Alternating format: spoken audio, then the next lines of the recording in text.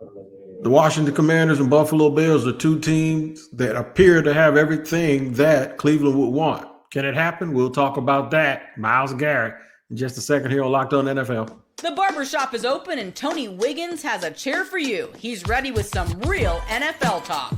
The local experts of Locked On bring their expertise, and Wiggy is ready with his clippers and shears. Sit down and enjoy. The new Locked On NFL starts now. Locked On Podcast Network. Your team every day. You got that right. It's your team every day here on Locked On NFL. We thank you for making us your first listen. You can find us wherever you get your podcast, whether you're watching it or listening to it. Make sure you tap into that location each and every day to ensure that you do not miss an episode. David, today's show is sponsored and brought to you by PrizePicks. Go to prizepicks.com/LockedOnNFL and use the code all lowercase LockedOnNFL to win $50 instantly when you play $5. My man David Harrison, my normal guest here on a Wednesday, my co-host rather, he's down at Radio Row, so we're going to go real quick and tell you exactly what we're going to talk about. Myles Garrett, that's who we're going to talk about because he covers the Commanders, and they're one of those teams that we believe has a chance to get Myles Garrett. Green Bay's lurking. Buffalo is lurking. We'll cover all of that stuff. Cooper Kupp is also on the trading block, and we'll discuss who else is on the trading block, possibly, since if Luka can get traded, anybody can. We'll talk about Garrett Wilson also. So let's just jump right to it, man. We ain't going to waste a lot of time here today. Let me give you the announcement first. Let me go ahead and make this official, David, and let everybody know exactly how the Browns felt here on Locked On Browns. Well, Cleveland, here I was getting ready to record Monday's episode of Locked On Browns, and all of a sudden we get a bombshell of a story. Myles Garrett has officially requested a trade out of Cleveland. This changes the math on quite literally everything. I've been talking about trading back. I've been talking about, people are having their conversations about whether or not to draft a quarterback, what to do at that position. And Myles, it seemed like, had been sort of sold on the idea that they could figure this thing out and find the right quarterback and move forward with that guy. Now, all of a sudden, if Myles Garrett wants out, I think blowing it up is the only path forward. I will be talking about that exclusively on today's episode of the podcast. You can find. All right, there you go. So we got that out of the way. There's the housekeeping. Myles Garrett asked for a trade. Everyone knows it by now, but I had to replay that and let you hear it for the horse's mouth. I, for one, have already put him in the nation's capital. I just want to get your opinion on him asking for this trade, and tell me, are Washington really, really serious players, and would you like it? I mean, right off the bat, yeah, I would absolutely love it. You know what I mean? This is a defense that could use some upgrades in multiple places, and certainly getting, arguably, if not arguably, the best pass rusher in the National Football League right now would be a great step forward for this defense. Myles, he's a dude who knows how to take over games. He can influence opposing quarterbacks, and simply his presence on the field changes the way that opposing offenses attack your defense. And I know that firsthand because I watched this Washington Commanders team go after the Cleveland Browns this last season, and they did things, they didn't do completely brand new things up front to try to stop Myles Garrett, but they did things more. They added things to the things that they already did, right? Which is a change. That's a change in the way that you approach a defense in order to hold him statless. And that was kind of the big storyline coming out of it, is like, oh man, Myles Garrett didn't have a single stat against the Washington Commanders offense. Well, there's a reason for it. It's because of all the resources that defense, had dedicated towards it, and the offense dedicated towards stopping Myles. So that's just the kind of player that he is. All these consecutive years of double-digit sacks and all these things, these Pro Bowl selections, All-Pro selections. I mean, this type of player doesn't come available. I know the Browns are trying to stick to their story of he's actually not available, but if he's requesting to be traded, we consider him available out here in the talking head world. So these types of players don't come available every year or very often. So when they do, you've got to go get into that mix. Now, how high the price gets and all that stuff is going to determine, I think, how far Adam Peters, the Commanders general manager, is willing to go for it. But you've got to at least get in the ring. You do. Do you think this is a Darren Payne or a Jonathan Allen situation? I know you don't want me to mention Scary Terry because you're like, wait a minute, what are you talking about here? But do you think it's one of those situations along with maybe a couple of draft picks? Yeah, Terry's not going anywhere. I mean, would Adam Peters be willing? I floated out an idea to my insiders this week about number 29 overall, which is the Commanders' first round pick this year, 2025 third round pick, and Jonathan Allen, and that would be the trade package to send to the Cleveland Browns. And a lot of insiders like, yeah, that's it sucks to lose those two picks. You'd be the Commanders would be left with a second round pick and then wouldn't pick again until the fifth round. Currently, if that happened, barring any other trades. But you can see the value in it, right? However, I agree with Spencer there, the Locked On Browns host that was just talking. Like, if you're the Cleveland Browns trading Myles Garrett, why would you want to receive Jonathan Allen in exchange? Why would you want to receive even Daron Payne in exchange, who is going to get paid a little bit, and then you're going to have to give him a new contract probably before you can really get those draft picks starting to work for you. I think if you're the Cleveland Browns, you got to go into this in a picks only situation. We're not looking for picks and players. But, look, it depends on how the Browns see it. The Browns think that they're still going to be competitive, and so they want a veteran guy who can keep them competitive. I think they're wrong. I don't think that's the place that they're in at all. But if they think they are, then they might look at it and say, hey, look, yeah, we lost Myles, but we brought in John Allen, so our defense isn't going to drop that much, and we got draft capital, so we can go out there and compete for the AFC North. I think they would be making a big mistake taking that approach to it. But if that's the approach they want to take, if you're Adam Peters, you take advantage of it. No doubt about it. Buffalo Bills are a team that is lurking. Joe Marino, I'm going to give you Joe Marino spelling in before we start segment 2. I'm going to tell you a funky little team that might have a funky little offer that might shake this thing up. Here's Joe Marino from Locked On Bills. Myles Garrett has requested a trade from the Cleveland Browns, and I obviously have a ton of thoughts about that I want to share with you right now. Now, this is such a big conversation that I had to hit record and publish for you as quickly as possible. So let's get into it. Myles Garrett, Cleveland Browns defensive player, edge rusher, has requested a trade from the Cleveland Browns. And the part where he says the goal was never to go from Cleveland to Canton is directly in response to general manager Andrew Berry of the Cleveland Browns, who said that was the plan for Myles Garrett to get drafted into Cleveland and then, of course, eventually be in the Hall of Fame in Canton. And so kind of definitely a direct shot there at the words that Andrew Berry used. So obviously the Buffalo Bills should be very interested in pursuing this trade.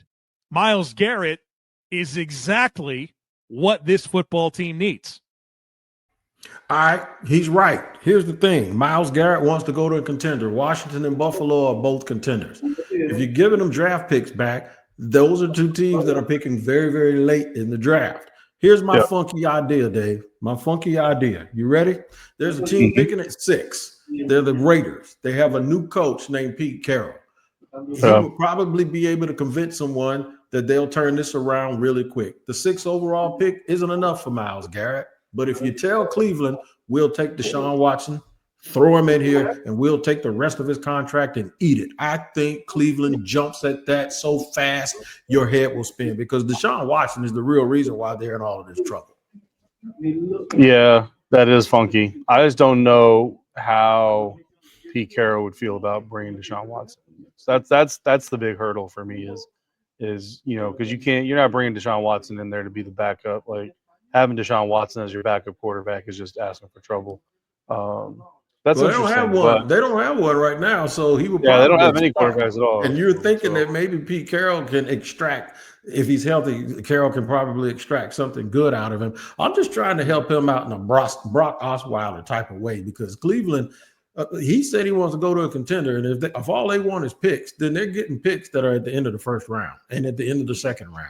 Yep. And they're going to send him to a team that ain't going to be able to give them a whole bunch left, which is why I threw Payne and all of those guys into the mix. Mm-hmm. It's going to be hard for them to match up his demand with what they feel is a good return on their investment. I'll tell you what, let's keep this going in the second segment here as we talk about some more trade possibilities. I'm telling you, man, Luka Doncic started something. We're going to discuss all of this stuff here in just a second on Locked On NFL.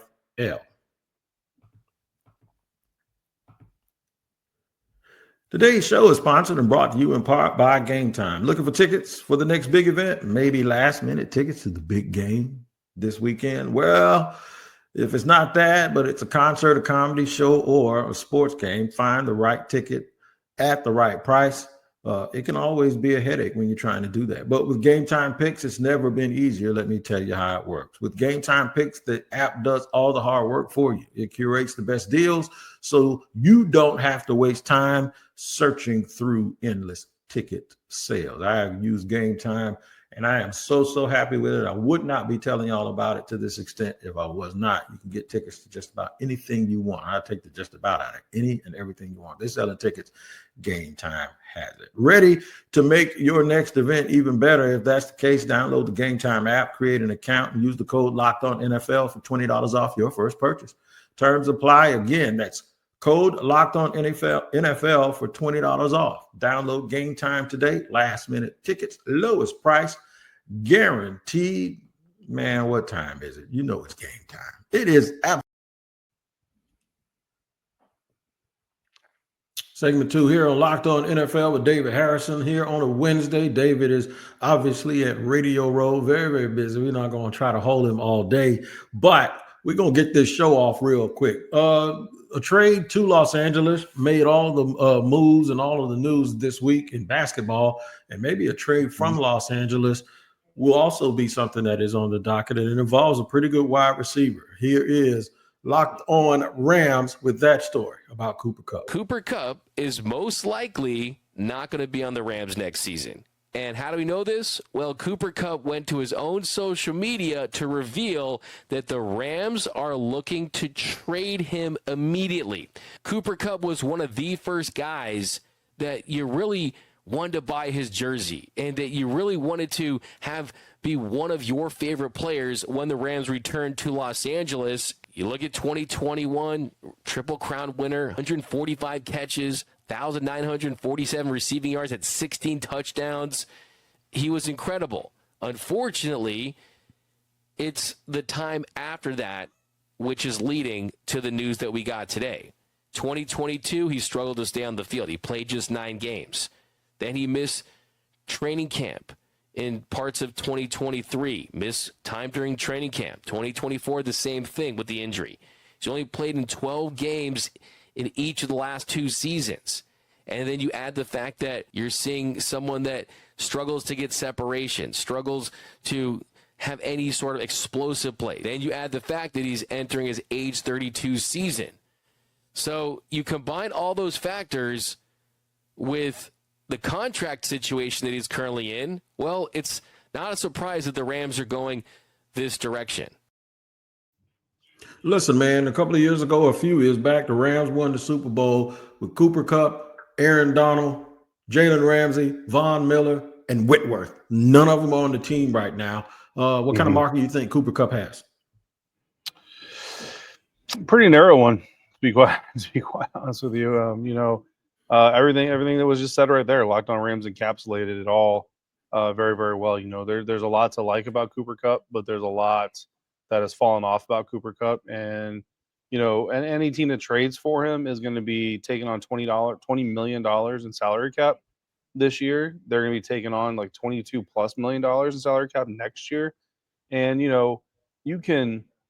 there's ways to manipulate that. You convert some of that, base salary into bonus money, tack on some void years and spread it out a little bit. But at the end of the day, man, you're still going to pay $40+ million for 2 years of Cooper Kupp. And, again, just going back to that short there, the lack of separation, the lack of explosive play, like he's just not the same dude anymore. This honestly feels to me a situation where either the Rams are going to have to go the route that, I think it was the Bears, right? The Bears had to go when they traded Jay Cutler, where they basically understand, like, we're asking you to take our lemon and we're going to basically pay you. We're going to give you draft capital to take this guy off our hands so we can clear him off of our books, versus a team sending something to trade for him. Some people have said, well, maybe a day 3 pick will do the trick. I mean, again, the risk you're taking for the price you're paying, like, you'll be lucky if I send you a 7th round pick at this stage. Like that's that's the situation you're in. Like the Rams may just have to cut bait because the dead cap is the dead cap. They may just have to release him and call it done and let him go out there and get a vet minimum deal somewhere. They may have to. Another team in a bit of a quandary. Hopefully they've overcome it. Is the New York Jets. They banked a lot on two old players in Devontae Adams and, of course, Aaron Rodgers, and that was a big mess. And now they have a young guy, and people are saying, you know what? He's your best asset. You need other things. It doesn't do you any good to have a $100 million wide receiver next year when you don't have anybody to throw the ball. Listen to John Butchko talk about the prospect of them keeping or losing Garrett Wilson. Garrett Wilson is now through his third NFL season. And the rules of the league state that after you are finished with your third season, you are allowed to sign a long-term contract extension. And for the New York Jets, I think that needs to be priority number one. First of all, because Garrett Wilson has proven himself to be an outstanding player. But second, there are a lot of rumblings that Garrett Wilson maybe isn't happy. Of course, these things can change quickly. A player can go from unhappy to very happy like that. All it takes sometimes is a big money contract extension. And for the Jets, I think it goes beyond Garrett Wilson's production on the field. I think right now this organization's reputation is about as low as an NFL team's reputation can get. And it will not be an easy task to turn that around. It does not happen overnight. It cannot happen in one move. But you need to begin somewhere. And I think the first step is getting a guy like this, a guy who has been a 1,000-yard receiver in a bad situation for 3 years, a guy who there has been rumblings around that he isn't happy. If you can get him to commit to this franchise, that's the first thing you need to do. I think they'd be crazy to get rid of him, but it would not shock me if they did and they decided to use some of that money that they may have to give him later and really, really focus on their trenches and focus on the infrastructure of the team with a new coach. Yeah, like you said, you got to get him to buy in. You know what I mean? You got to have an honest conversation and understand that, in today's NFL, yeah, you can twist his arm and you can force him to live up to his contract and all that stuff. But, in a world where NFL owners and coaches aren't honoring those contracts themselves, 5-year deal, guy gets released 3 years in, or 4-year deal where you see it's built in that after 1 year we can get rid of you if you want. Like you're not negotiating in good faith as an ownership, as a team, as a GM. So, I have a hard time, when teams say, well, he's under contract, so he's going to honor that contract because, all those reasons I just stated. Garrett Wilson's a great talent. You know what I mean? Any team would be fortunate to have him. So if the Jets can't figure out how to make him happy and how to make him believe in what they're doing moving forward, then I think certainly, again, you go out there, you get as many picks as you can. I wouldn't even necessarily go out there trying to trade for a player. Just get as many picks as you can. And like you just mentioned, start to build your team from the inside out. No doubt about it. There are some teams, we talked about Washington, which there's no rush. Buffalo has a little bit of a sense of urgency, but Green Bay may also feel like they have a sense of urgency to try to improve their team. Could they be interested in a trade for Myles Garrett? Well, we played yesterday a snippet from Aaron Nagler talking to Peter Bukowski. We're going to play the other part of it where they really talk about how tough a decision this is to make because they don't necessarily have a weakness on their defensive line, but this is Myles Garrett. We'll discuss that in just a second here on Locked On NFL.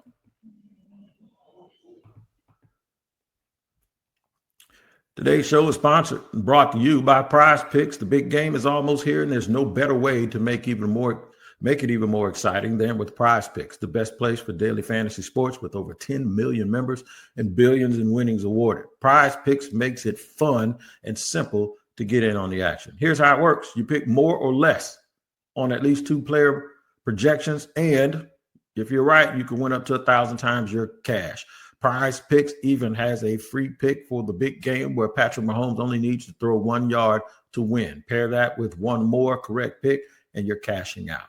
All right, here's what you got to do. You figure Saquon Barkley is going to at least score 1 touchdown, or maybe Jalen Hurts will, right, on the tush push. There you go. That's how you start figuring out what you're going to do. Figure out how you think the game is going to go. Check out the promos to tail any of the super sweet Millie winners, big game lineups. If you tail a lineup that goes 3 for 3, you can win a split of $1 million in promo funds. Download the app today and use the code LOCKEDONNFL to get $50 instantly after you play your first $5 lineup. That's Locked On NFL, LOCKEDON NFL, for $50 instantly after you play your first $5 lineup. Prize pick. Run your game.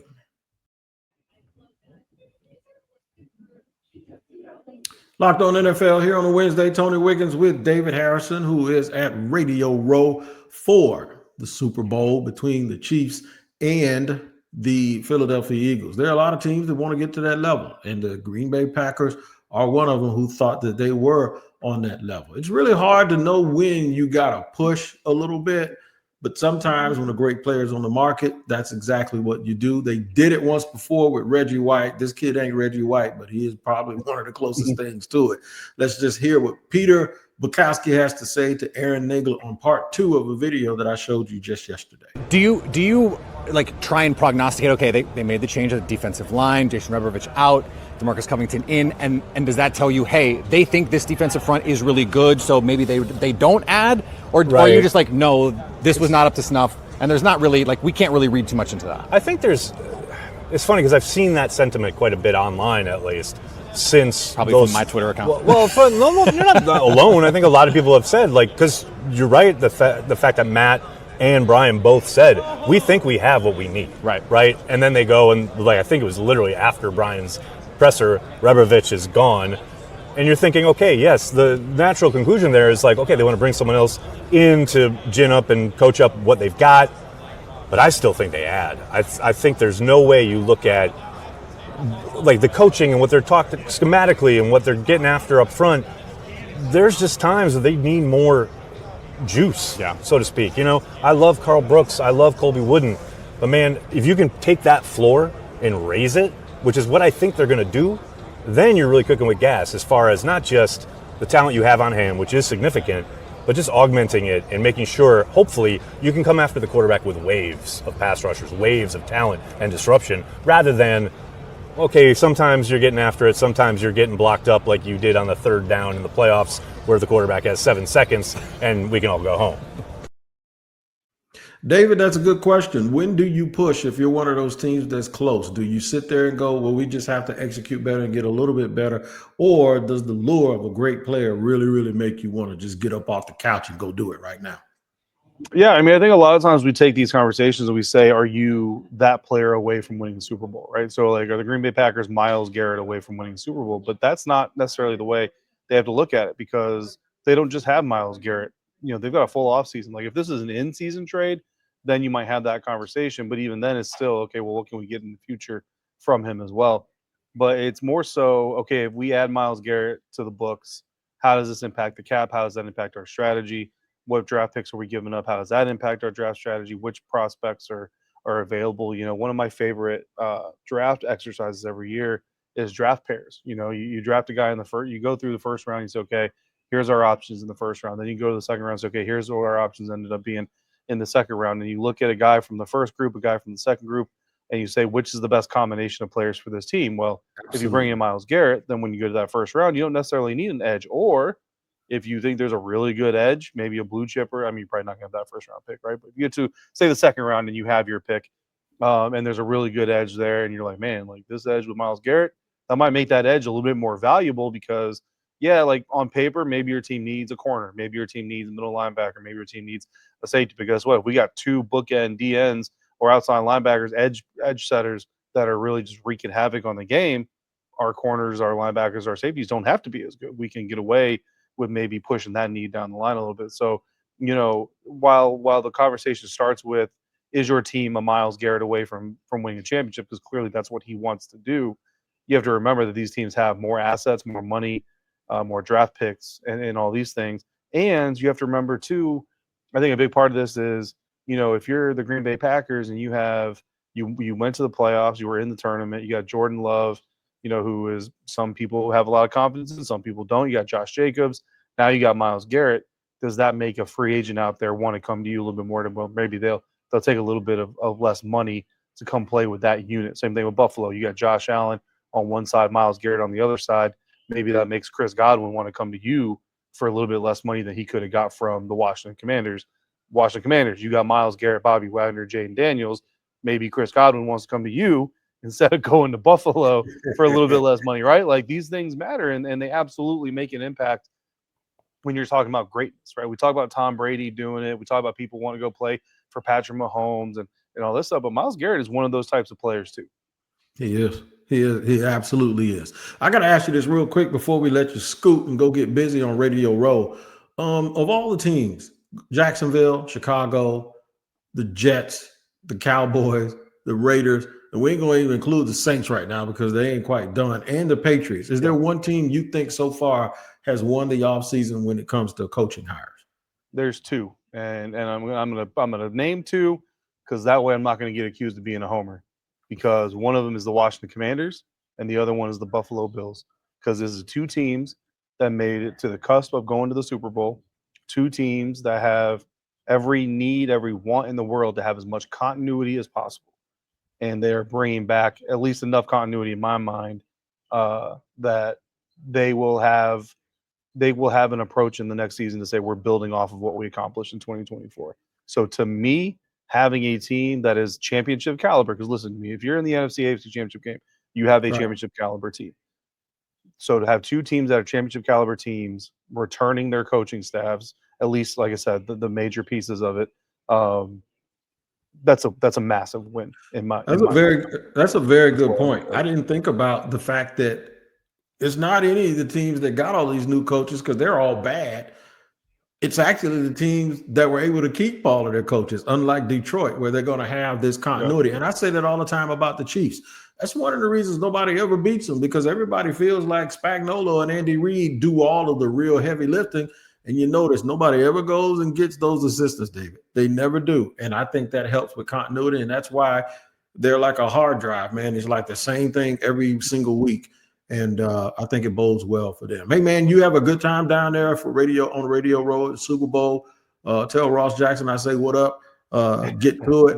And if you need anything from me, call me, man. I'm here. David Harrison, as always, on a Wednesday here on Locked On NFL. Y'all make sure y'all tap in with Tyler Rowland in the morning for more on the Cooper Kupp story and more than that. And then swing back by the barbershop here with me. All right, man. You guys take care. Thanks for joining us here on Locked On NFL, and we'll see you.